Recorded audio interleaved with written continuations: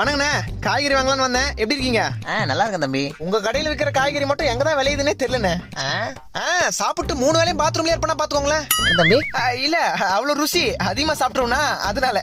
சரி தம்பி, என்ன வேணும்? 2 கிலோ தக்காளி. அப்புறம் டேய் வெங்காயம் இது அது ஒரு 2 கிலோ குத்துருங்கண்ணே. அப்புறம் என்ன வேணும்? கத்திரிக்காய் 1 கிலோ, உருளைக்கிழங்கு 1 கிலோ, அப்புறம் மனிதாபிமான ஈவரக்கம் இருந்தா கொஞ்சம் கொத்தமல்லி, கொஞ்சம் கருவேப்பிலை, கொஞ்சம் இஞ்சி. இந்தாங்க 150 ரூபாய். பேலன்ஸ் சில்லறையா கொடுங்க, நான் போய் மளிகை சாமான் வாங்கணும். டே தம்பி, 1 கிலோ தக்காளியே 150 ரூபாப்பா. இது 1 கிலோ தக்காளி 150 ரூபா. டேய், அந்த 150 ரூபாய்ல காசு மிச்சனா மறக்காம 1 கிலோ கல்லெண்ணெய் வாங்கிட்டு வா.